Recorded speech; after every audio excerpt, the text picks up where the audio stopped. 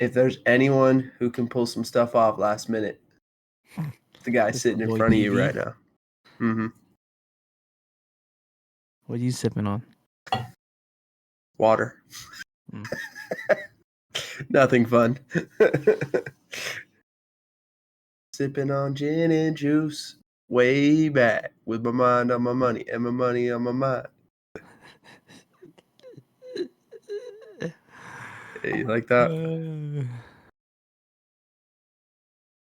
Yeah, be more fun if this was gin and juice, but it's just water. High quality H2O. It actually is, dude. Reverse osmosis water. Super high quality. What does that mean? I don't know, but it's provocative. Oh Lord! It actually is It like gets that's the what they call people it. going. Yeah, they literally call it reverse osmosis water though. Like we got those like the dispenser where you change out the gallon jug or whatever, the Yeah. 5-gallon jug or whatever. Yeah. And the water that we get in those jugs called reverse osmosis water. Do you have to go and fill it up with like a hose? No, Or they we go bring to it this to you? place. Yeah, we go to this place and they refill them for us. I don't know how they do it, but The next time you should ask them, what does reverse osmosis really mean? oh no, Jill tried to tell me about it one time. She's the one that goes and gets it done, and I was Let's like, just make a yeah. quick Google search. What does reverse osmosis water mean? That's not how you spell reverse. Oh, it removes something. Mm-hmm. Process by which a solvent passes through a porous membrane in direction opposite to that of natural osmosis when subjected to a hydrostatic pressure greater than the osmotic pressure. All right, that's cool. It dissolves salts, impurities, and contaminants. There you go. You're getting some pH balanced water, I guess. Pure water. It's pure, bro. There you have it. Learn something new every day. Cheers to that, huh?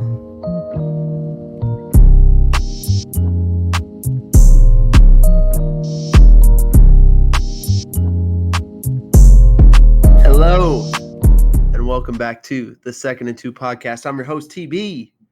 Got my co-host, producer extraordinaire. He earned the title back, folks. Oh, I thought you were just gonna be like, give me a different word. Be like producer. Nah. It's of the producer show. extraordinaire. One mess up doesn't take away the extraordinaire, dude. And also, let's be honest. Had a tough podcast to produce last week. Listen back. My internet was a little sketchy, I think. It got spotty at a couple points, yes, but you just But gotta keep Jody going. made it. He made it good. He made it pay off. It was all good. So Jody, what's up, Joe? What's Gucci, bro? We we just learned something new for those who listen to the long intro, right? But reverse osmosis water. I'm sipping on a Coke Zero. I prefer Coke Zero to Diet Coke, I'll tell you that.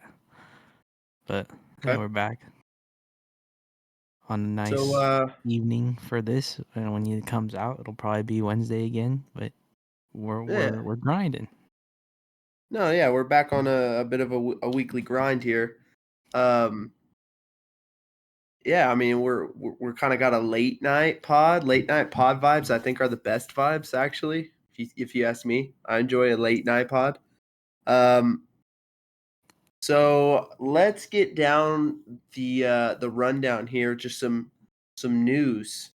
Our boy, last time we were on here, we talked about TJ Watt. Said Steelers, it's bad business if you get rid of him. I think they listen to this podcast because they breaded that boy out. Did you see what his brother said about it? Oh, dude, he's making more money than his brother did in his entire career on this 3-year deal. He said, if he makes me pull out my wallet ever again. I saw it.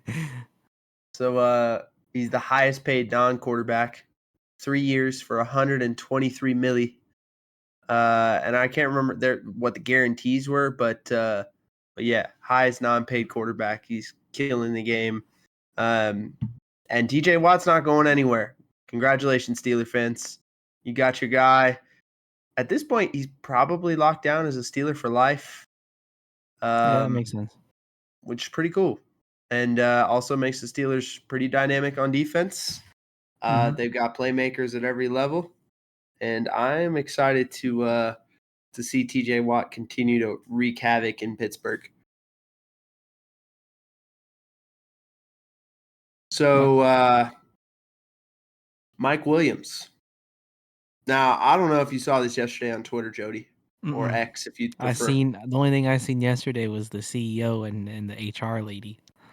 Oh, bro, that's everywhere, and that's really funny. That's like I think that's the worst way for your wife to find out that you were cheating on her. You get put on the Jumbotron at a Coldplay concert, and the entire world sees it on social media. Besides as that, you though, crumble to the ground, trying to you spinning away out of the video. No, I think what's more crazy is like you go with that whole situation, but then they said next to him was like a chick that just got a raise at the job, like crazy dynamic over there. It honestly is like an episode of like The Office, but it's real life. It's crazy. Yeah. So anyway, this next piece of news was all over Twitter yesterday. Mike Williams, the Chargers had their first day of training camp yesterday. And Mike Williams said, nah. The Chicago pizza and then the bounce back was like too much, huh? Wait, was he in New York last year? I don't remember. He was so he went to the Jets for a little bit, and then it was the Commanders to finish the season. And then he was signed back with Los Angeles this offseason. And he all it took was one Jim Harbaugh training camp day for Mike Williams to decide that was it. I don't got it no more. Retiring. I'm done. I think he only played 7 or 8 seasons. So not a long career for Mike Williams, but I would say he had some productive moments. I think for where he was drafted and what was expected, some might consider his career slightly disappointing, right? But for the most part, I think he did well enough, made some Chargers fans proud, and I would say with the besides last year, like he was a big name for the Chargers for a minute. Him and what's up, Keenan Allen, them two are running down holding it down over there for Chargers. But speaking of the Chargers, did you see their new uniforms? I did. It's the throwback to the LT days. Those are the best Charger uniforms. Some yellow ones or something. Yeah. LT ones are the best ones in my opinion, and I like the helmet going with them and everything. Those are sharp. I like those. Yeah. Those are sharp. Bro, okay, wait. Another thing I just thought of. Did you see Pepe was with the Chargers like sometime in the past couple days? Island Pepe? Yeah. That's crazy. I was on Instagram and like how they just like put stuff on your feed now?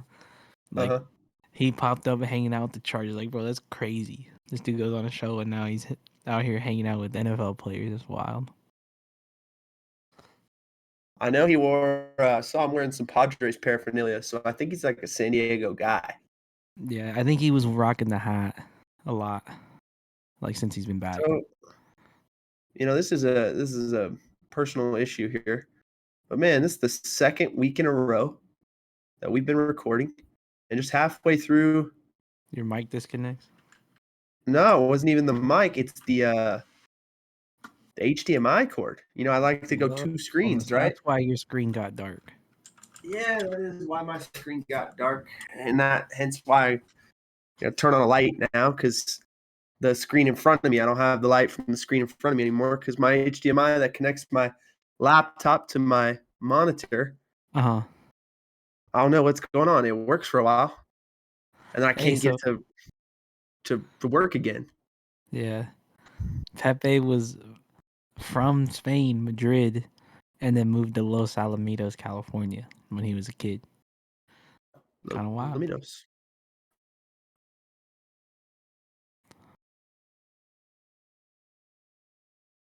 Oh, Man, we're out. I don't know what you're saying. can you hear me now? Yep, you're just like the Verizon guy. Ah, I'm back. Hmm. um, yeah, dude, I don't know what's going on with my technology. Sorry, folks, but we fight on. Um, so no, not USC.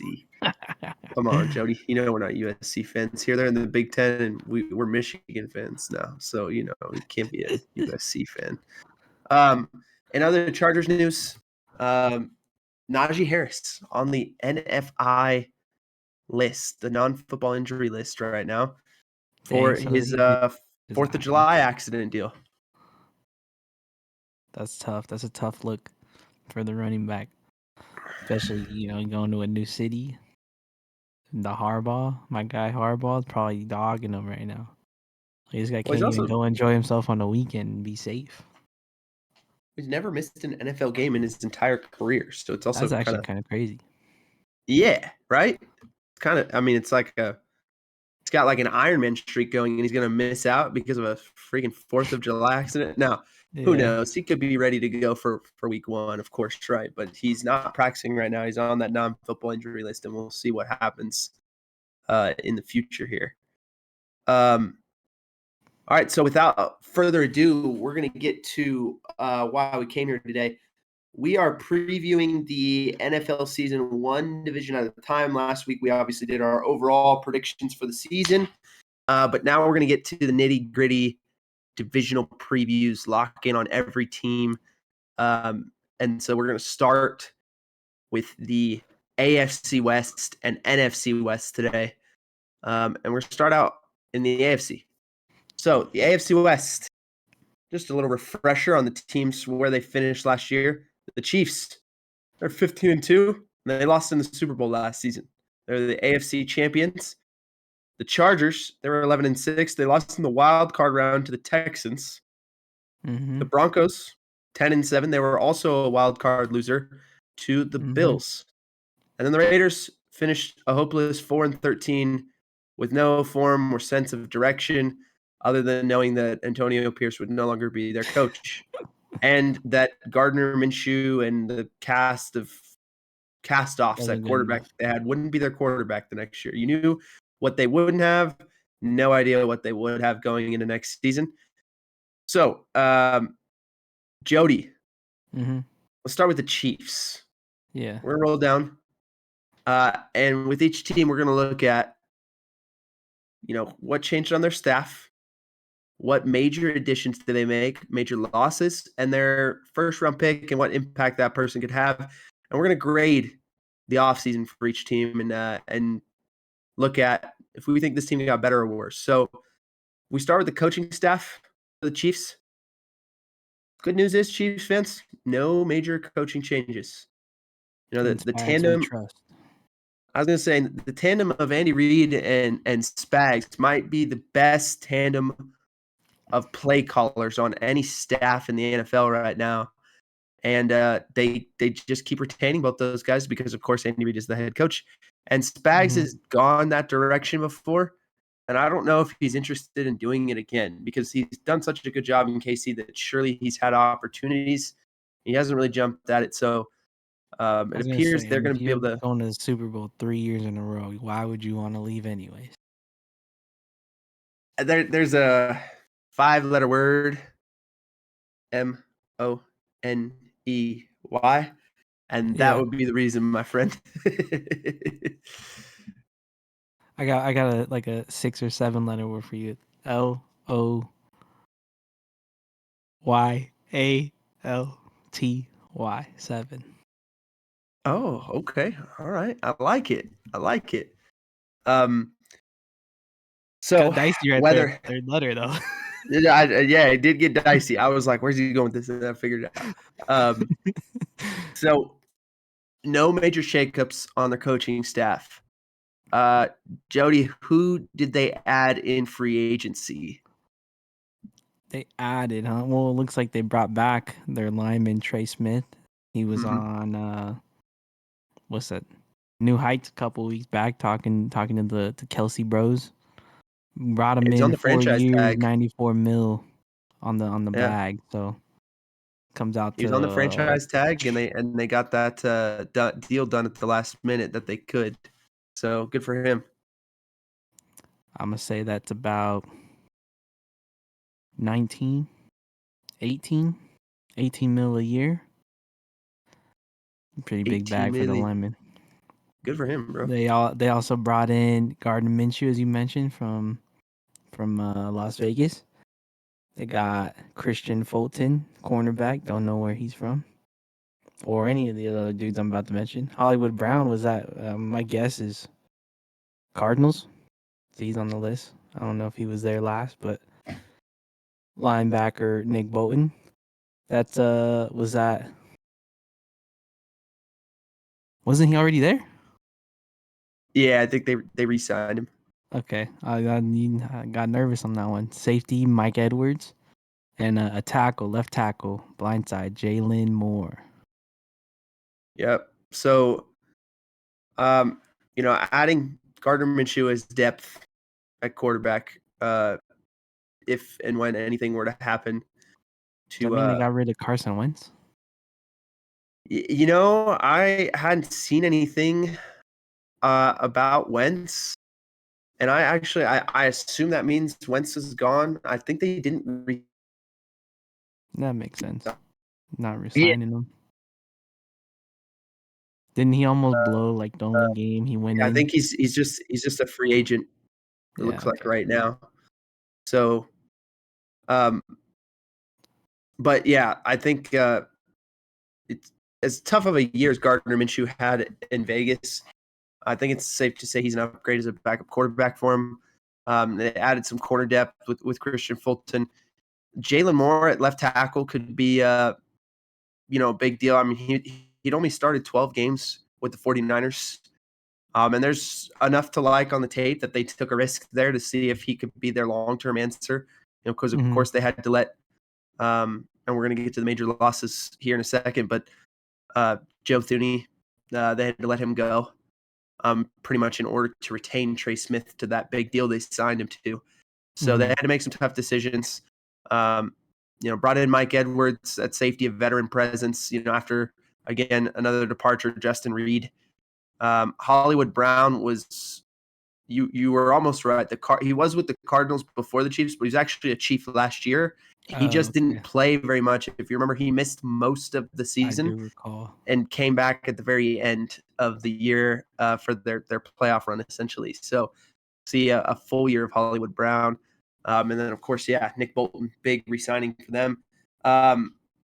And as far as losses go, besides Thuney and Justin Reed, those were the big ones. But they did lose some interior depth with Derek Nandi and Tershawn Wharton leaving in free agency. And then, they lost DeAndre Hopkins, in free agency as well, veteran receiver who played well for them last year. He wasn't a game breaker, but he was reliable in third and fourth down situations for Mahomes. So the good news, though, the real addition here is Rashee Rice being back healthy. I think is a big deal for them. And then you look at their first round pick, Josh Simmons, another tackle. Right, they're really attacking the offensive line despite losing Thuney. Adding Jalen Moore and Josh Simmons, one of those guys is going to have to pay off for him at tackle Mm-hmm. to protect Mahomes and give him some more time. Given the way they finished last year, it's interesting because they're 15-2, right? Yeah, But they're 10-0 in one-score games, which is really like unheard of. that's crazy. That was like Um, the Vikings that 1 year with yeah, Kirk Cousins. yeah, 10-0 in one-score games. And they look shaky against the Texans in the divisional round, and you're like, what's wrong with the Chiefs? And it's truthfully, was it not like the shakiest 15-2 you've ever seen? It felt like they struggled in a lot of games, and They again they won. They were beat the 10 Broncos on a blocked field goal. Like, and they were 10-0 though in those one-score games. So they always managed to pull it out, but they never looked necessarily dominant. Like I think that the Chargers and the Broncos had, if I'm not mistaken, had a larger like overall score difference. I forget what verbiage I'm trying to use here, but like they outscored their opponents more than the Chiefs did because the Chiefs won Yeah. so many games as the I think the one-score game. Chiefs were like negative or something. They had a crazy stat for the longest where they're like the Yeah, highest team with like whatever. I don't know. Maybe the point and differential was still negative or something. yeah, the point differential. Thank you. That's the terminology I was looking for. They had a lower point differential than the Chargers and the Broncos in their division, which is insane despite the 15-2 record. So, and then against Houston, it was like, oh man, there it is, the real Chiefs, right? And they pulled that one out, and then they look fantastic against the Bills in the AFC Championship. It's like, oh yeah, it's Mahomes, the Chiefs, they're gonna win a Super Bowl again. And then we saw them get pretty much dominated in the Super White. Bowl by the Eagles. So it leaves an interesting taste in your mouth and sort of a lot of questions and thoughts. I think, of course, the number one thought at this point is what happened to the explosiveness of this Chiefs offense? It really hasn't been there. I mean, it's easy to say, but since Tyreek Hill left, right? Yeah. Um, I don't I know. do wonder how they get that back. I think it starts with running back because they lost. Man, what's his name? I Kareem don't know. Hunt? They're running. Huh? No, no, Kareem no, no, Hunt? no, no, no, no. Who was their Is it? starter? No, no, no, no, no. It's No, no, the no. dude who runs like he's mad at the ground. That guy. What's his name? Isaiah Pacheco. There you go. He got hurt, and then Yeah, they that's couldn't true. really run the ball. And then, like you said, they brought in Kareem Hunt again, and and not that he wasn't productive, but like you got the fundamentals of football. You gotta do the run so you could throw the ball. You know what I mean? If you're only Mm, throwing, they put all the DBs out in the world, and then you got to go back to run the ball. But I think it starts with them not only running the ball, but their receivers, they didn't have what they had. They didn't have that same explosiveness. They had the dude from Texas, running deep, but like Yeah. outside of him, the production wasn't really there from any of them. You know what I mean? Like, Well, the Hollywood Brown and Rashee Rice injuries did not help. DeAndre Hopkins at that stage of his career was not explosive. And mm-mm, Xavier Worthy, though he is explosive and incredibly fast, he's a rookie, right? Still figuring some exactly. things out. And so a lot of that makes sense. Then on the same token, um, if you look at how they called plays, they didn't necessarily call plays to attack the vertical area of the field. A lot of their play calling is designed. I mean, they run a ton of RPOs. They ran the most RPOs of anybody in the NFL last season, if the stats I was looking at was right. And so what that means is they're running a lot of like glance intermediate, like, hey, just get right Get behind the the ball backer out. if they step up, and it's a designed to be quick game, get the ball out of Mahomes' hands. And I think a Mm, huge chunk of that is because I mean, the versatility of Patrick Mahomes, even though it feels like, oh man, some other guys are flashier right now, making bigger plays than Mahomes, he's so precise that they could say, okay, our O-line's not very good. So Mahomes, you're gonna have to get the ball out of your hands. We're gonna use RPOs to help try and get some guys open and make quick decisions, quick throws. And he's so precise and patient that he can do that all day long and still play winning football. I mean, you think about they won 17 games and only lost 3 last year with him doing that, and we're sitting here complaining about how they lack this they weren't the explosiveness. same. It's unbelievable, and it's a testament to Mahomes. Like he's in that era right now that it feels like Brady was in um, before he got Moss, right? That like Yeah. late 2000s era Brady, where it was like, man, they just the Patriots. He's taken Lawrence Maroney and um, 3 white receivers and a decent tight end to like the AFC Championship every year, and it's like that's kind of what Mahomes is doing right now.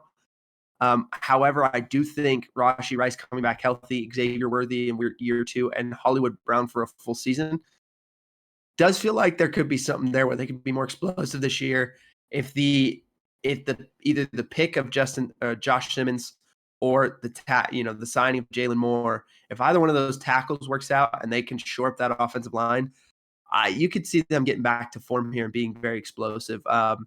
If I had to grade this offseason, I think They didn't lose coaches.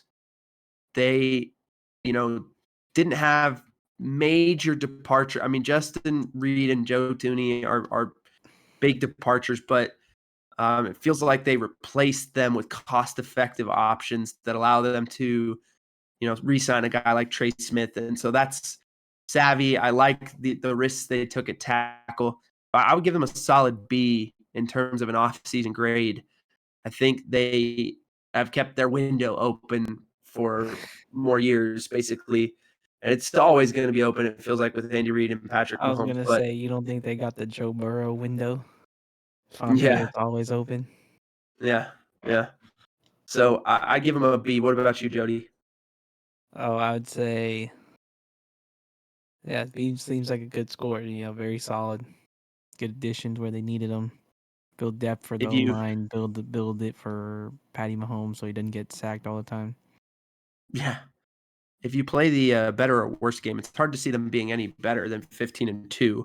So just by sheer Yeah, natural regression, I think they may be better positioned to win a Super Bowl this year, but have a worse record. I have yeah. them probably finishing somewhere around 13-4. So I guess I'm technically saying they're worse, but I don't know if I actually think their team is worse. I mean, you could just say schedule's harder. I don't know. You could spin it a lot of ways, honestly, just to make it, because it all goes back like when you, like you said, regression to the mean. You win all those one score games. Maybe they don't pull them off as often they do Which this year than they did last year. which Mahomes has been like historically great in one-score games for his whole career. So it's not like that's a one-season sample. Like, oh, Yeah, that's crazy. It's actually like that's kind of what Mahomes does. I think they win like 75% of the one-score games he started in. So like, it's not that's insane. like they're not winning those games. All right, let's move on to the Chargers.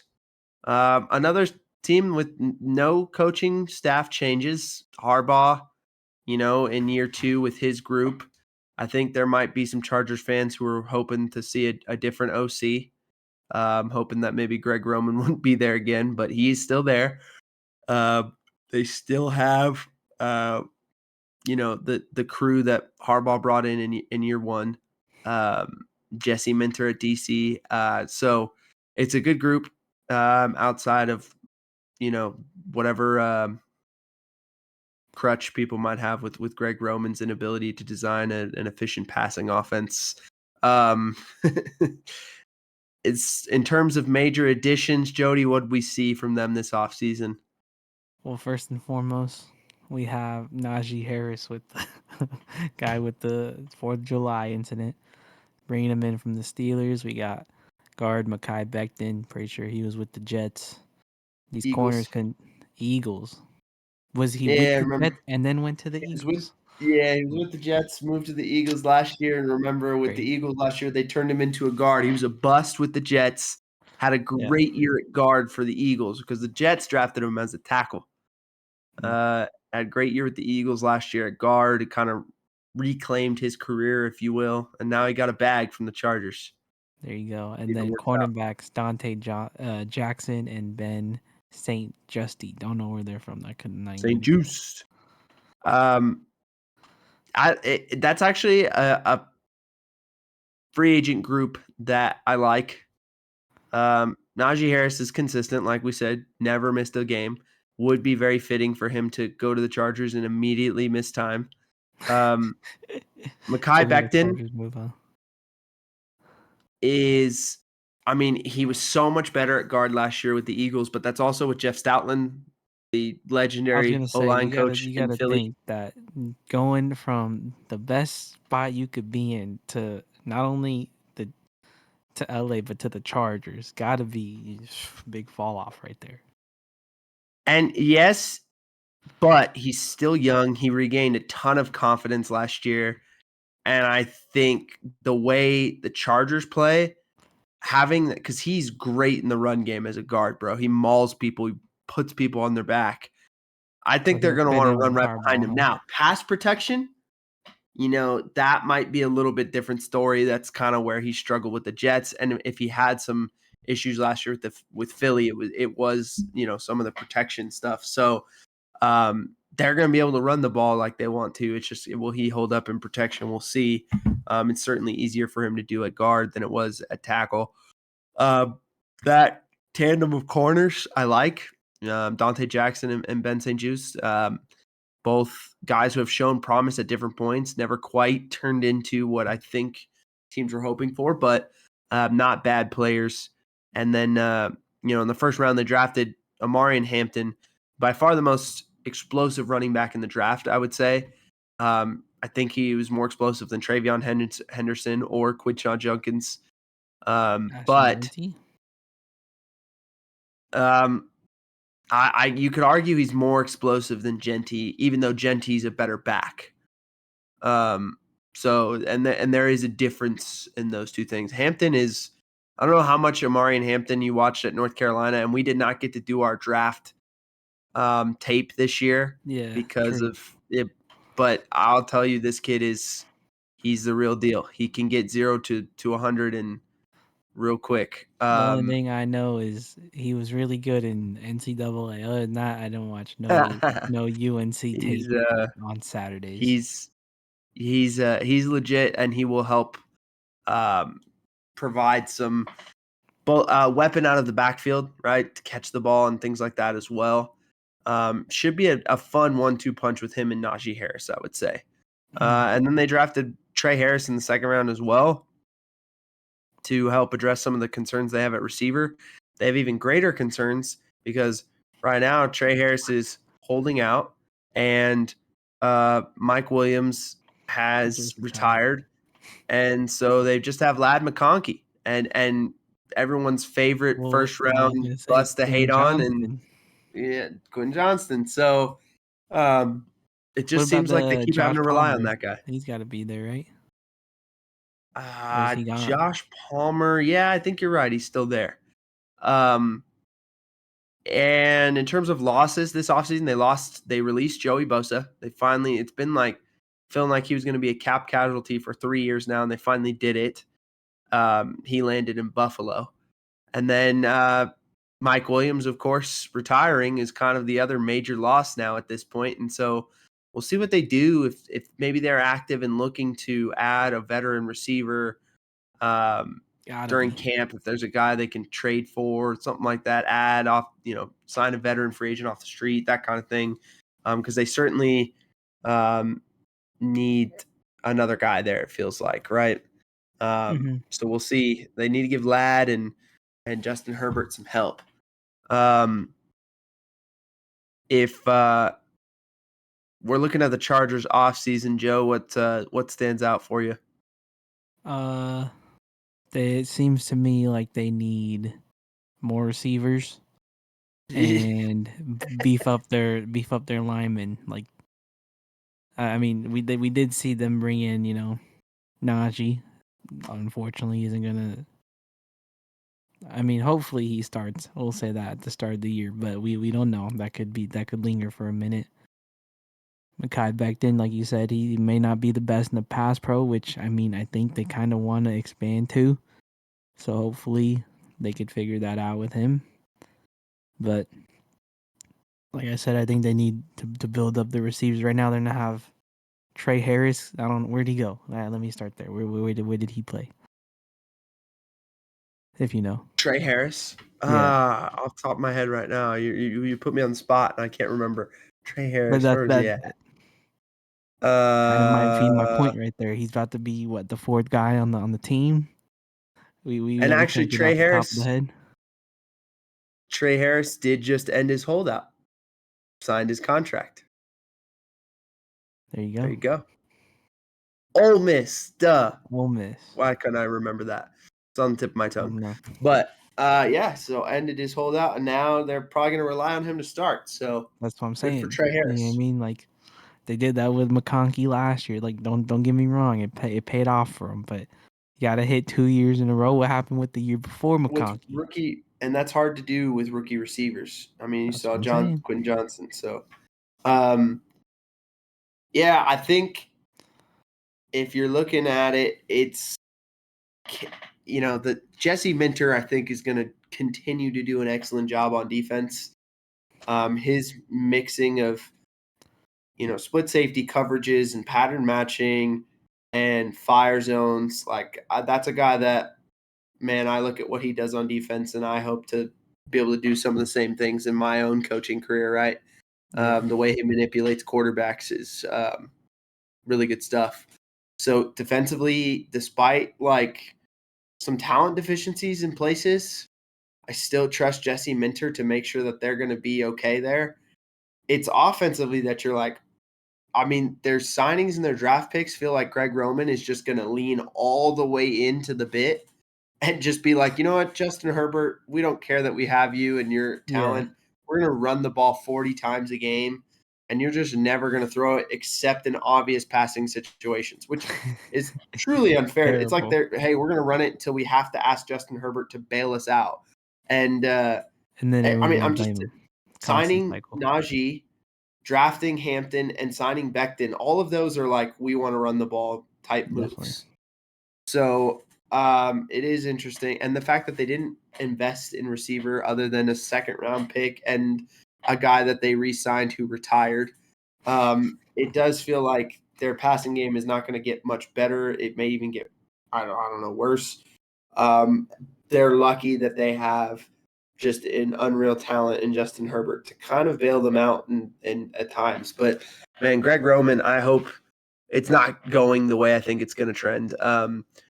All that being said, I think the Chargers offseason was just kind of okay. I'd probably give them a C minus. Dang, that's what I was gonna say. I thought that's what you were gonna ask me earlier. Yeah, C minus. I mean, the Mike Williams retirement hurts a little bit too. So, moving on to the Broncos. Oh, jeez. And if it wasn't clear, they were 11-6 last year. I think I see a little bit of regression. I'm thinking 10-7. You don't So see 15-2 in their future? Jody did predict them to win the AFC 1 seed, which is crazy. Don't He listen to loves that. Harbaugh. The Broncos, another staff that just like didn't change. Not a lot of turnover, not a lot going on. The AFC West is, it's a lot of solidified dudes. It's arguably, like, you look across the league, is it now the division of the best collection of coaches? We haven't gotten to the Raiders yet, but of course the Raiders have Pete Carroll. Mhm. Between Pete Carroll, Sean Payton, Jim Harbaugh, and Andy Reid, all those guys have been to a Super Bowl, and the only one who hasn't won one is would be the Jim. only one. Yeah. Jim's been to a Super Bowl and won a national championship, but he hasn't won a Super Bowl. But the other three guys in the division have won a Super Bowl. I would argue it's the division of the best collection of head coaches, or at least most successful head coaches in their career. Yeah. They're all older guys who have been around the block, who have done it for a long time, who have had a ton of success. There might be other divisions where there's staffs that are like more innovative or younger, fresher ideas, whatever. You might even say better. But this, I don't Wouldn't it think just any be the other NFC West? collection of, a collection of coaches in one division has more combined success. So Yeah. it is impressive, and that's why you probably won't see a lot of turnover in this division for the next few years, because these guys are, have solidified staffs and are solidified themselves. So Sean Payton certainly is that, and proved it last year with what they were able to do. What were some of their major additions this offseason, Jody? All right, so they got tight end Evan Ingram from Jacksonville. Oh, Yeah. before I say these next names, I might as well say, if you were a Niners fan, you might as well just like the Broncos at this point. They brought in like half their defense. We got Talanoa Hufanga coming in, Dre Greenlaw. Hey, I just want to pause to clap for the pronunciation there, because it was well executed, like rolled off the tongue. Anyway, continue. Safety and linebacker, respectively. D lineman DJ Jones, don't know where he's from, or this cornerback Jaquan McMillan. And then they drafted a cornerback, Jahdae Barron from Texas, in the first round. Man, I tell you what, I like every one of those additions. I like Evan Ingram. in the Sean Payton offense, the little joker tight end role that he loves, that guy's going to catch a lot of passes this year from Bo Nix. I can tell you, he's going to have a productive year. And if you remember the last real healthy, good Trevor Lawrence year in Jacksonville when they won that playoff game, Evan Ingram was a huge part of that, and had a big time season. Hufanga is a stud. His problem is he doesn't stay healthy. So if he's healthy, he's a stud, and that's a big addition to an already really good secondary. And then Jahdae Barron, another addition to that secondary to go with, Pat Surtain, reigning defensive player of the year. Dude, that's a stacked secondary on a defense that was already pretty good. Dre Greenlaw, of course, coming off the Achilles in the Super Bowl 2 years ago, kind of a rough year last year in San Francisco. If he can return to form, that's a guy who's also a heart and soul of a defense. You know what I mean? In terms of their losses, Javonte Williams never quite stayed healthy. Yeah. Not a huge loss, truthfully, at this point. And Cody Barton, who pretty decent, productive linebacker. So for the most part, I think this group got better. Bo Nix going into year 2 under Sean Payton with a lot of experience, playoff reps now. I think this Broncos team has the ability to take another step forward if Bo Nix and his production continue to go the way that you could see it going. I mean, this could be another, Sean Payton had a great marriage with Drew Brees in New Orleans.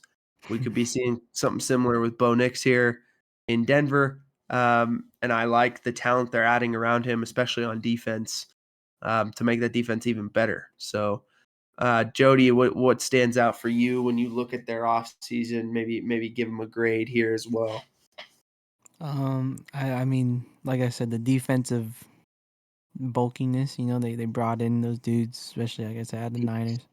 Yeah, I don't know. That felt like the right word to say. I don't know. Bulking up defense. Dude, it's like one of those things. They made a strength an even greater strength, which sometimes is fun. Your teams lean in.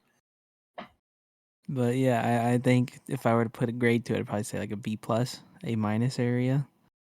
And I think that, I mean, it's going to all work out in the end. They just got, like you said, Bo Nix. That's the question mark. He was a question mark last year. Now we got to make sure that question mark doesn't turn into a slump in year 2. And that's a fair point. Ask CJ Stroud about that last year for a little bit. I would also give them a B plus, I think. Solid B plus. Nothing super flashy, but no major losses, and the additions that they made will help them. So I like them to continue progress. I think I have them finishing somewhere. I mean, last year they were 10-7. I think I have them finishing 9-8. A little bit tougher schedule this year. And I do think, Bo Nix probably will have some sophomore slump. But I think they're going to be competitive every game, and it's going to be one of those deals where there's going to be a bunch of one-score games that they're going to have to win to improve, or they'll end up right around in a similar range. So I technically have them regressing by one game, more so a product of tougher schedule than it is, I think, they're worse. Of course, I gave them a B for the offseason grade. So I like the Broncos. I do think they could be a playoff team. I think in my predictions, I had them just out, but would not shock me if they're in. Let's go to the Raiders. The Las Vegas Raiders, the only team in the division. Honestly. Yeah. The only team in the division that truly changed it up this offseason, right? I mean, dramatically. I mean, complete facelift. Everything. Full plastic surgery. They fired Antonio Pierce during the year. They fired Tom Telesco in January. And so then they went and hired John Spytek as their GM. Then they hired Pete Carroll as their head coach, which shocked a lot of people. People thought Pete Carroll was done. He retired in Seattle, but the more you look at how that went, kind of felt like that was, hey, Pete, we think it's time, Yeah. And so he retired so that he could avoid kind of being fired, I think is the vibe you get. Yeah. And clearly that dude's still got a ton of juice at his age, and he's ready to get back into football and be a head coach. They retained Patrick Graham as the DC. Kind of similar principles to what Pete Carroll defenses have generally been since he's been a head coach. And then they added Chip Kelly as the offensive coordinator, which is a fun wrinkle. I'm really excited to see what Chip Kelly does in Vegas. I could tell you what he's done already. He said, "Hey, Genty, you gotta get your hands on your knees and stop just standing there looking in the lobby, man. Yeah, you told him he had to earn the Michael Standing straight up." stance. What were some of their major additions, Joe? They brought in QB Geno Smith, as we talked about with the exit of Gardner Minshew from the Seahawks, might I add. They got Raheem Mo. I think was I got two options here. I think it was Dolphins, if not Niners. Got him at running back. We got cornerback Eric Stokes, safety Jeremy Chin, linebackers. Oh, they brought in 3 backers. Landon Roberts, Devin White. Oh, that's the boy from the Bucks. Mm-hmm. That's kind of crazy. And then Jermaine Pratt. I don't know where none of those dudes are besides, like I said, Devin White. But so Landon Roberts was in Pittsburgh, I believe, last year. There might have been a stop. Maybe it was Pittsburgh and somewhere else and now here, but been a productive linebacker. He was a kind of a special teams guy that earned his way into a starting linebacker role in Pittsburgh. Devin White, once was high pick, was part of the Bucks Super Bowl team. I think he got cut last offseason, ended up with the Eagles, and it didn't really work out there. Guy's got a ton of speed still. He's just not been as productive in the last 3 or 4 years of his career since that Super Bowl. So we'll see what he can do in Vegas. Jermaine Pratt is another guy that's been around the league, Cincinnati for a long time. Played a lot of ball. All of those guys are productive players with some talent and a history of playing quite a bit of snaps that I think they bring some experience, veteran presence to that linebacker group, which is a group that needed it. Jeremy Chin's a safety I've always liked. Eric Stokes is not, not a headliner, but not a bad player either. And of course, adding, Geno Smith, Raheem Mostert, and drafting Genty to go to that offense with what Chip Kelly wants to do, that should be a fun offense to watch. Mostert and Genty as a tandem. We just saw Chip Kelly do that in college with Travion Henderson and Quinshon Judkins at Ohio State. So he knows how to manage 2 backs and get them the ball in unique and special ways to them. I think he'll do that here with these guys. And then if you compare it to what they lost, they lost Robert Spillane, who's a productive linebacker, Divine Diablo, another productive linebacker, hence why they had to bring in the 3 guys. I think the 3 guys they brought in I like better than the 2 guys that they lost, truthfully. Nate Hobbs, they lost. Gardner Minshew is a quarterback they lost, and then Marcus Epps. I really think they actually had a fun offseason. And I'm not mad at it whatsoever. But Jody, I'll let you kind of give your thoughts and grade first. I will say in terms of the staff, it seems like they made some good moves. It seems like they're I'll go back to the word bulking up their defense. So either they're trying to plug a lot of holes or they're trying to fix some stuff that was a big weak spot the year before. And I think that just that goes back to them again. Not Chip Kelly. Pete Carroll in the building, considering what he did with the Legion of Boom. In terms of a grade, I don't know, solid B, I guess, somewhere in the middle. Doing some good things, brought in the new OC, bringing up the the running back room as well. But we'll see. I mean, they could hopefully look to improve from last year with the four game W's last year. So see what happens. I think they changed their franchise's direction dramatically for the better. They're in a very tough division, so it's hard to be like, man, I like what this team did so much that they're a playoff team. But if they were in another division, I might be there. I think not only are they better this year, they're going to be better for the future.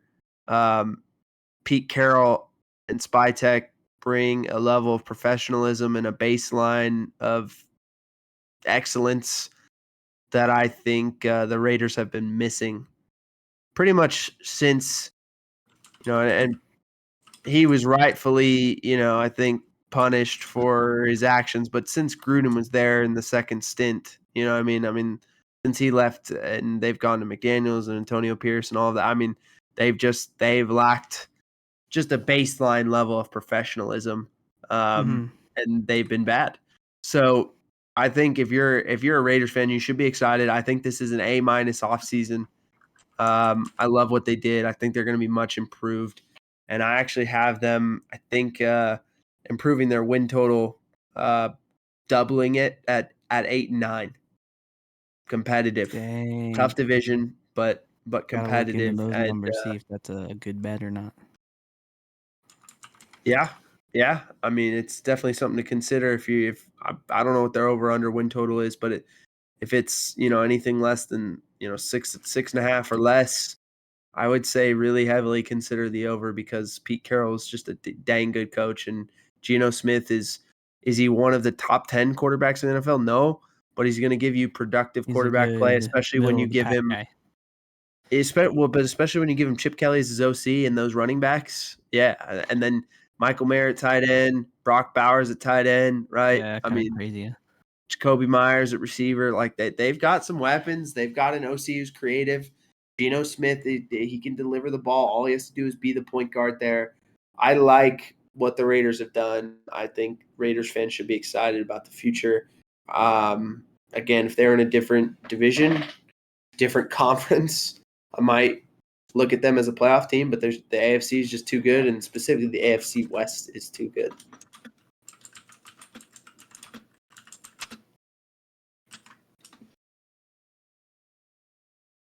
What's up? I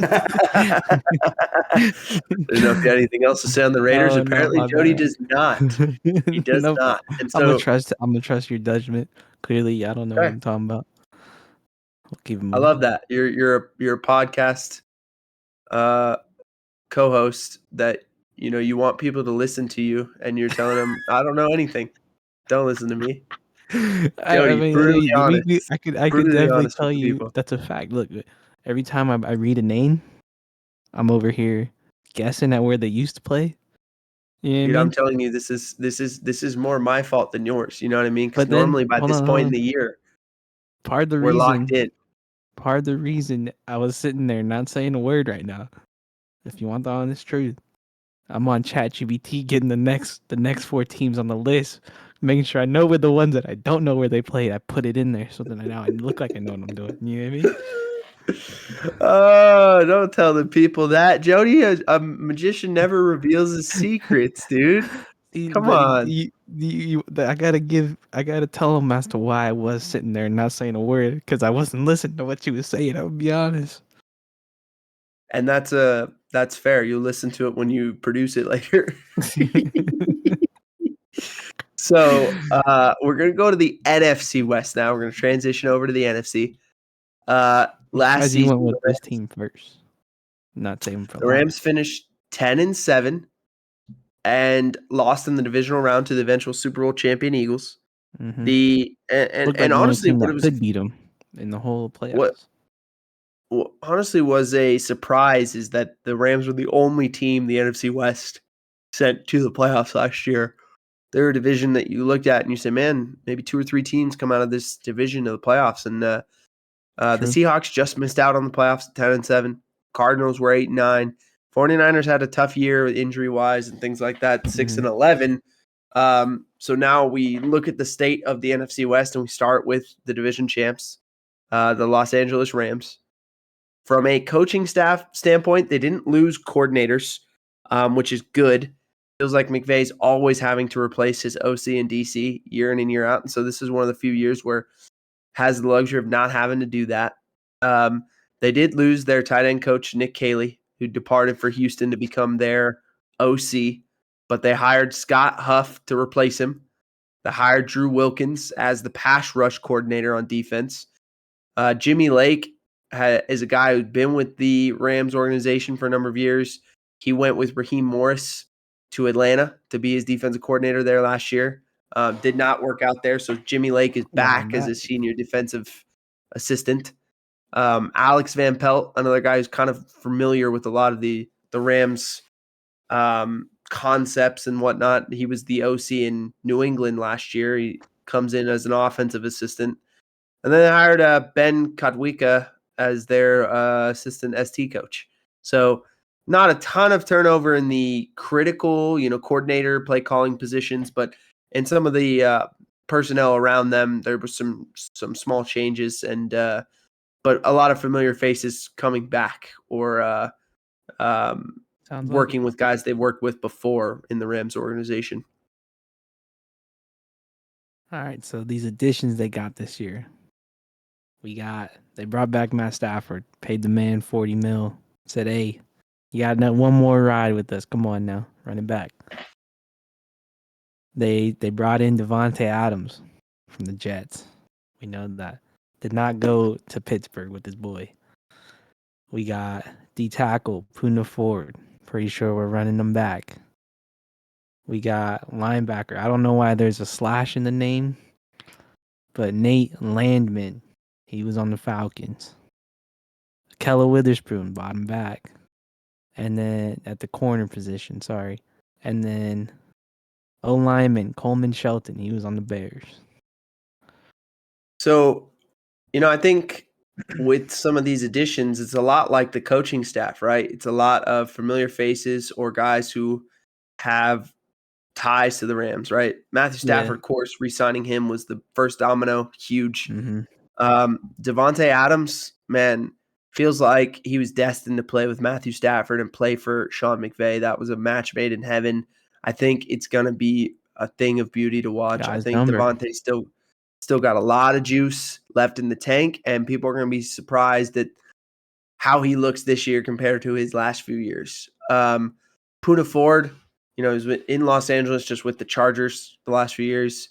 Did at one time play for Brandon Staley, whose defensive identity is not much different than what the Rams are doing, so familiar with a lot of their stuff. Nate Landman, of course, with the Falcons last year, Raheem Morris. So, again, another kind of Ram tie there. Kella Witherspoon bringing him back again for a third year in a row, I think is huge for the continuity. He's played well with the Rams. And then Coleman Shelton was the Rams center a few years ago. They let him walk, tried to replace him. Jonah Jackson didn't work out. And they said, you know what? Let's bring Coleman Shelton back. He fits what we need at center. And so he's back. So a lot of familiarity with those additions. But the big one, of course, the one that could pay off in a major way is Devontae Adams at receiver. I think as sad as it was that the Rams had to move on from Cooper Kupp, right? And as someone who, was a huge Cooper Kupp fan for his entire career, it was really sad to see that guy go. And even worse to see him sign with the division rival, but he gets to go home, right? He's from Washington. So going back to Seattle for him was like homecoming. Totally get it. And that was sad. By the same token, we were wondering what was going on with Coop towards the end of the year last year. Yeah. And it just didn't seem like he was the same guy. Didn't seem like he had the same giddy up and go. And I think Devontae Adams got a lot more juice left in the tank, and we're going to see a significant upgrade there. And between him and Nakua, the Rams might have the best receiver duo in the league right now. And a lot of people are going to look at the Bengals, they're going to look at the Eagles, and they're going to look at the Vikings. They're going to say, what about those duos, right? Oh, Devontae. That's the other one. And I'm going to tell you right now, I think the Rams got a better one than all three of them. Who? So Jefferson and who? at The Jordan Addison. dude, that guy. Yeah. Yeah. And then for obviously for Philly, you know, they've got Devontae and AJ Brown. AJ and Devontae, and then you got T and Jamar and Cincy. Mm-hmm. Yeah, I mean that one you gotta make sure they're healthy to have a duo. They've had I'm just saying. lone wolf, I should say. I'm just saying, and you know, with Stafford, one of these dudes, I think Devontae Adams is. I think you're looking at two guys who could go for 1,000 plus this year. We already talked about one of the major losses with Cooper Kupp. Christian Roseboom, the linebacker, left in free agency. Bobby Brown, the third. That's an underrated loss there. Now, adding Poona Ford helps because I think he fills a similar role. And then adding Nate Landman kind of in the Christian Roseboom spot also helps. They also they traded their first round pick to the Falcons, but they did draft Terrence Ferguson in the second round from Oregon, the tight end, who I think could be really good. The problem is he's holding out right now. So guy needs to get signed, get into camp, Why was and that a start thing rolling. Say that again. So why do you think that's a thing this year? All of a sudden, all these schools are, I'm not signing. So big thing with NIL? second round picks holding out. One of the second round picks that I believe is the Houston receiver. He got a fully guaranteed or part of his contract was fully guaranteed. And NFL teams haven't really guaranteed second round rookie contracts before. Okay. And this guy got his. And so now all the other second rounders, like literally the other, like as of like a week ago, all the other 31 second rounders were like, nope, I need to get some guaranteed money because that guy got it. So that's crazy. A lot of the teams have been in a battle there. Now you saw like Trey Harris signed his; he's back for the Chargers, and I think some of these guys are kind of going, all right, I need to get my stuff signed. But is this or similar teams to are the Bengals saying guy, or is he on something different? Shamar Stewart is on something different. He's a first round pick. He's got his is some language in the contract that it's not even money.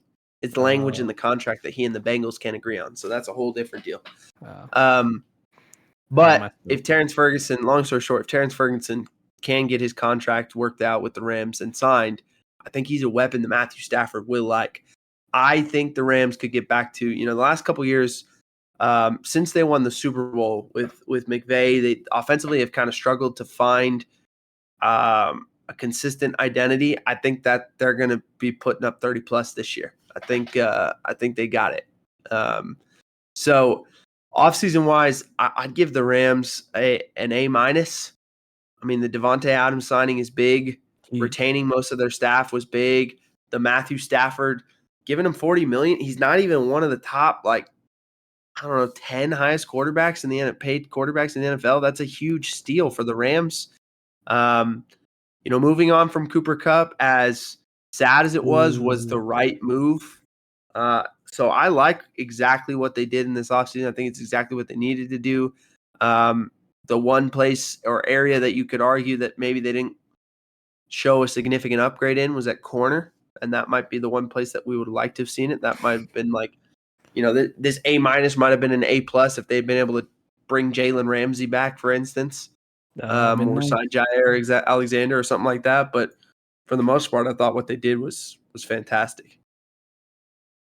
Yeah, I mean, I'd say I like it all too. Like you said, Devontae Adams coming in is going to be clutch. That man, he couldn't get the ball last year, and when he did, you saw what he was doing. No doubt. I think I want to say I feel like they could have done more with the linemen too, but I mean, never know. Maybe they let Jonah Jackson go so they could bring in Coleman Shelton, and I mean they've got Avila and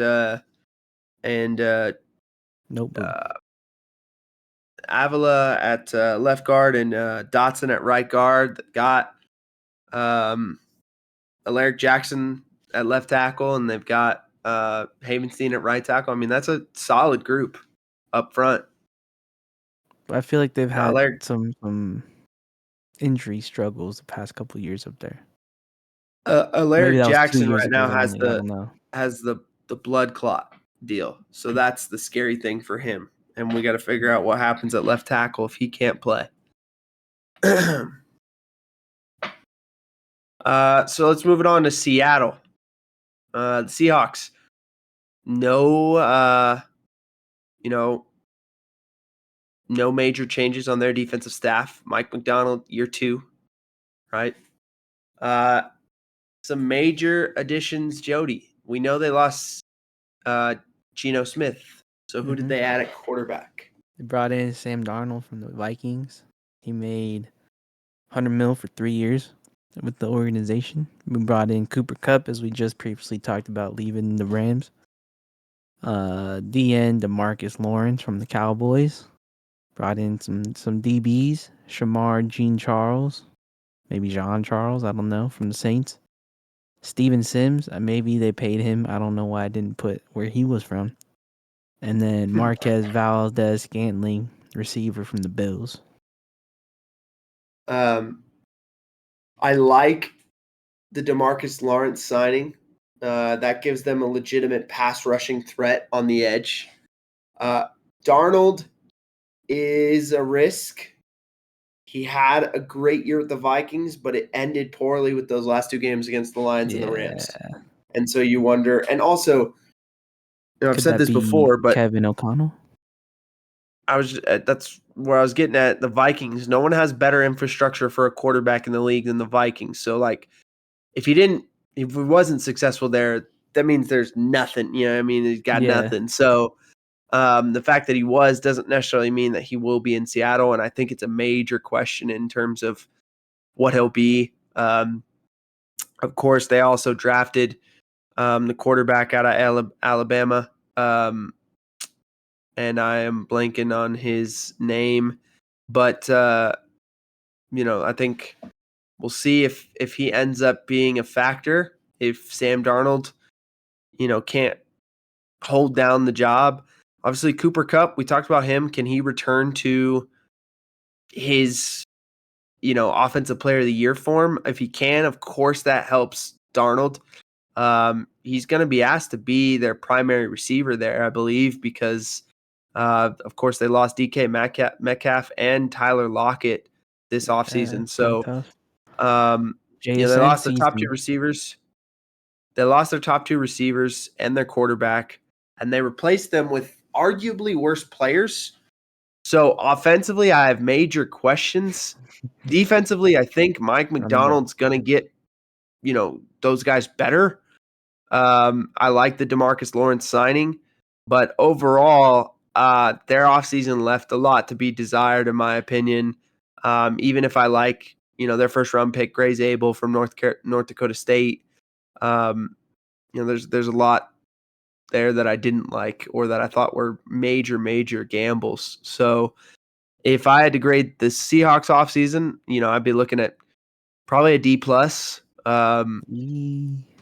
And it's the hard part is I trust Mike McDonald. I think he's going to be a great head coach. I think he's doing a good job. It's the front office that I think is taking some calculated risks that I don't know if they're going to pay off, offensively for sure. Mm-hmm. Yeah, it's tough. I mean, if you ask me, it seems like they only got older, which isn't what you want to do. You know what I mean? You get maybe some with salary cap friendly deals, but like you run the risk of maybe they get hurt, maybe they don't have that same production you're used to seeing. So who knows? The Seahawks it's going to be a tough season for sure. All right, so we move it on to the Cardinals. The Arizona Cardinals head coach Jonathan Gannon continues his rebuild, year 3 here for them. No major shakeups in terms of the staff. Nick Rawls, the DC, still one of the youngest defensive coordinators in the NFL, does a pretty good job. Who did they add in free agency, Jody? Looks like they brought in Simi Fehoko. Apparently, he was on the Chargers. I haven't heard that name ever, so kind of tough. He got a He 1-year did play deal. for the Chargers last year. I wouldn't know. They brought in Jacoby Brissett, quarterback. He was with the Patriots, I believe, switching off with Drake May. They brought in Zay Jones, who I believe was already with them. They just brought him Yeah, they on for re-signed another him. year. And then along with Greg Dortch, same thing with him, brought him back for another year. Oh, there's more. I missed those last two. Dalvin Tomlinson. If I had to guess, that was the dude that was on the Rams, just based off the last name. I could be wrong. Looks like he was also with the Cardinals. Brought him back. Driven. And then Josh Sweat brought him in from Philly at the end / edge rusher. Yeah. I like some of these signings, like Jacoby Brissett as your backup quarterback when your starter is Kyler Murray, who's almost feels like always hurt. I was gonna say, I feel like the two different styles though is kind of tough to deal with. You know what I mean? Yes and no. It's not like they're running like true quarterback run game a ton with Kyler. I think you can still run a lot of the similar concepts passing game wise with Jacoby Brissett. Certainly, small parts of your offense would probably change, but I was gonna say I it's don't like think you have to. the Colts. They got who's the Ravens guy? Who was the guy on the Ravens? Way back when they brought him Joe back to the Flacco? Browns. There you go. Joe Flacco and Anthony Richardson, completely different dudes. No, yeah, that's like scrap your offense and you got to change it completely. Yeah, for those two guys, no question. I like retaining those two receivers. And have you seen Marvin Harrison Jr. Did he this bulk up offseason? or Have you what? seen pictures? Nuh-uh. Bro is like, like his arms grew like 3 sizes. It's crazy. He Dude's combined been his like, arms on one arm. this is like he's the type of dude right now that's getting up and eating weights for breakfast. Like he looks insane. Or he eats nails for breakfast. Yeah. This His guy's muscles crazy. got So muscles. that alone makes me like the Cardinals offseason. But also I like the additions up front with Dalvin Tomlinson and Josh Sweat as well. I like what, nothing splashy, but a lot of moves that I think ultimately will help the Cardinals get better. In terms of losses, they lost Kaiser White. He was a pretty good run defender for him last year. His cap hit was maybe too high, and so they let him walk. And then Dennis Gardak, he was a name that I don't think a ton of people knew, but he was a really key piece to their special teams, and then was starting to come on as an edge rusher, as a pass rusher, and he went to Jacksonville. So they'll miss those two guys. Not anything crazy there, nothing they can't recover from. And they drafted Walter Nolan, the D tackle out of Ole Miss. So clearly, as you like to say, bulking up their defense up front. Got a new and second and twoism right there with the bulking up. yeah, they're bulking up, and I like what the Cardinals did. I think it's they're building in the trenches. Jonathan Gannon, I think, has done a better job than I think myself and maybe many others expected him to do. And so we'll see what they're like in year 3. I think their offseason, I'd give them, probably a B minus, solid. This is one of the teams I'm struggling with. They were 8-9 last year. Mm-hmm. I think the hard part for me is I don't trust Kyler Murray as much as I like a lot of the other things. As much as I like a lot of the other things they're doing, I don't trust Kyler Murray enough to like really fall in love with this team. They were 8-9 last year, and I have year 7 or something crazy. I feel like he's only been there a couple years. They just haven't done nothing with him. So I have the Cardinals finishing 7-10, which is not really reflective of what I think they've done this offseason. I think it's more a reflection of my distrust in Kyler Murray. So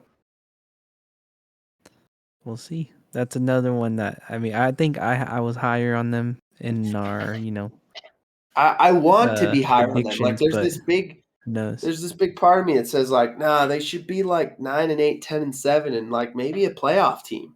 But I don't know if I can get there with Kyler Murray. Kyler Murray. Yeah, I mean, it is. Kyler Murray is one of those dudes where you pick him up in fantasy. He's like, oh, this guy runs the ball. He's good at throwing the ball. And then the week you start him, he gets like 4 points. And you're like, bro, what happened to this guy? He just dropped like 18. Kyler Murray, what happened? And then you just see the meme of him as like a little ant-sized guy on the field. Like, my shout out to Sky, my sister's fiance. He loves little baby Kyler Murray meme. I mean, he loves that, dude. I don't know what it is, but dude, he loves the one where he's like little baby, holding but the his football. head is giant, and he's got Oh. like he loves that, dude. Yeah. Shout out Sky. All right, last team on the list here, the 49ers. They had a little shakeup on defense here, right? They fired Nick Sorensen after one season, so they've gone to that was the third year in a row that they fired their DC, right? Or they got money. Yeah. So Nick Sorensen and then Steve Wilkes before him, and so now they've kind of come back to Robert Saleh, right? Okay. And so this is it's a big deal for Robert Saleh to come back to San Francisco. I think it should be good for him personally, professionally, all of that. So I think it should be a good marriage to bring him back and let him take back over the defense with the success he had, a few years ago there. So, Jody, what major additions did we see for the 49ers? Looks like they brought in Mac Jones, previously from the Jags, also the Patriots before that. We got DeMarcus Robinson. I should be saying he's a quarterback. DeMarcus Robinson, wide receiver from the Rams, who I really liked actually while he was there. I think he was very scrappy on the outside when he was blocking. So, and then he made some big plays too for him for sure. Mm-hmm. We got Luke Farrell, tight end, not to be mistaken for the spelling, not spelled like the artist Farrell. He's got the letter F, not PH. A couple safeties here. They brought in Jason Pinnock from the Giants on a 1-year deal. Richie Grant from the Falcons also on a 1-year deal. And then they close us out with D tackle Kevin Givens, bringing him back another year, bringing him back to the defensive line, D tackle. The 49ers had an interesting offseason, right? Mac Jones, they signed Brock Purdy to the big extension. Mm-hmm. So they lock him down. Mac Jones comes in as your backup quarterback, which, it's interesting because if you remember the rumors, it always felt like, the Niners, when they traded up, everyone thought they were trading up for Mac Jones, not Trey Lance. And then, of course, Brock Purdy ends up being their guy way later in the draft, right? Yeah. All that. Mr. Relevant. So, yeah, it feels like, hey, maybe Shanahan secretly finally got that guy he was curious about, all those years ago in the draft Kirk Cousins on the roster. DeMarcus Robinson, I'm with you. Scrappy receiver, underrated. similar to the Gets the Juwan job done. Jennings that they already got too, I'd say. Yeah. I like Pinnock at safety. And Kevin Givens just gives them some experience up front, but feels like they lost a lot, right? Definitely. But when you look at it individually, each one, you start thinking like, you know what? Maybe the losses aren't so bad. Dre Greenlaw. Let's look at him. Okay, he was the heart and soul of the defense, but he popped that Achilles in the Super Bowl, was not really himself last year. So how much, how many or how big of a loss was it, right? Mm-hmm. And so it's like, okay, maybe that's not the worst thing. Aaron Banks, at guard, not a bad player, but replacement level, right? Hufanga, fantastic player when he was healthy, but how often has he been healthy in his career? He's always hurt, right? Yeah. Charvarius Ward, that one hurts a little bit more with him going to the Colts. He was kind of their version of a lockdown corner. And then Deebo Samuel, for a number of years, very productive, but also felt like they had to contour their offense to get him the ball. And if he wasn't getting it, that guy was not shy about telling everyone he was not happy. Also true. So sometimes that's there's a little bit of too, right? Huh? That happened with Ayuk too. That he's very vocal. Yeah. And it's tough to have two guys like that on one team. So I think they opted for the future and basically selecting Ayuk to be the guy. And they already took Ricky Pearsall last year in the draft. So they had a kind of a built-in replacement. You've got Jawan Jennings, like you mentioned, DeMarcus Robinson. It's still a good receiving room.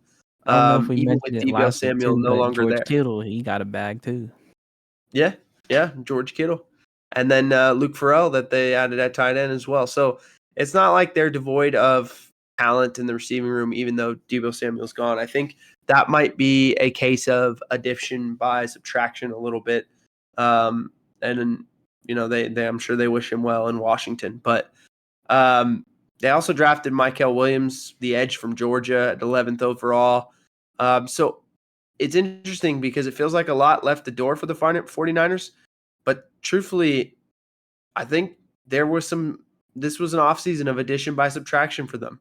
I really do think they trimmed some of their cap sheet. They got a little healthier. You expect Christian McCaffrey and Brock Purdy and Brandon Ayuk and Ricky Pearsall to maybe be healthier this year. Shanahan is as good a coach as there is in terms of scheming up offensive plays and getting guys open. So I like what the 49ers did this offseason, despite maybe some of the more well-known names leaving the franchise. I have them improving significantly from a 6-10 team to a 10-7 team in 2025. I would tell you that I think their offseason deserves a grade of a B+. They didn't make any home run moves, but they did add on the periphery, and I think they got healthier, and that is in it of itself enough for me to give them a solid B+ in the offseason. I will say the one thing I think they're lacking is an addition at running back. I know I love Christian McCaffrey, but my guy played a handful of games last year, didn't have the same burst, and I think the writing's on the wall. Like, it's one of those things you just can't get back from, and if you do, it gets worse. You know what I mean? I feel like they need something there to help either prolong his recovery, or if something does happen, they have a guy that could jump right in. But I don't want to discredit the guy that they have now, but I feel like they needed that, like, a name there to help. Like, we got the good insurance right there for us if Christian isn't, good to go, or ultimately has something bad happen. Yeah, I mean, Shanahan and that offense have always felt like they developed good young running backs, so I kind of trust them to continue to do that. But I understand what you're saying. All right, so prediction-wise, I have the AFC West finishing in the exact same order as it did last year. Different records, but same order. Chiefs, Chargers, Broncos, Raiders. And then I've got the NFC West, Rams winning it again. And then some of the order flipping, right? I've got the 49ers, the Cardinals, and I think the Seahawks finished last there this year. And so we'll see, how all of that plays out. But we got to finish off the day with a banger of the week. Jody, what you got for us? I mean, if y'all don't know by now, I'm a big Drake fan. So my guy dropped a song like 2 weeks ago now, I think, called What Did I Miss? Go check it out. It should be, I think it's a single off his new album he's got coming out, hopefully the next couple months. Pretty good. The first half of the song off my first listen, I was like, and then the second part I was like, that's a banger. But then now every time I hop in the car, it's like, first song I play, so I'd go check that one out. Okay. All right. You know what? Normally, we only give you one banger because it's been so long. I'm gonna give you a second one. Give you a show to watch. It's on Netflix. Tires. Shane Gillis. Absolutely Tires. hilarious. There's 2 seasons of it. Think Okay. of it like this. If The Office was in a tire shop instead of Okay. a paper company. I That's see. what it is. It's like it's a workplace So it's just comedy. them in the warehouse. It's a workplace comedy of a dying business that's trying to save itself. The boss is incompetent. The people who work underneath him are even funnier. You know what I mean? It's exactly Yeah. that. So, and it's just workplace comedies always do it for me. This I one will for say, sure was presumably, probably funnier because these guys are actually comedians and they're probably writing all their own stuff. Gillis kills. I mean, he's funny. There's some borderline stuff that I'm like, man, I can't believe he's getting away with this in 2025. But it That's the is type of stuff funny. he writes, though. Yeah. It is funny, and I would recommend it to anybody who, like, again, if you enjoyed The Office, you will enjoy Tires. So check it out. There's 6 episodes in the first season, I think 12 in the second, so Oh, dang. 18 Doubled up. episodes total. And just Are like The these Office, 30, it's an 20, easy whatever? watch. 23 minutes Yeah. long, so you can get through a bunch of them like pretty quickly. So fun watch. Highly recommend. But until next time, take us out, Ray Ray.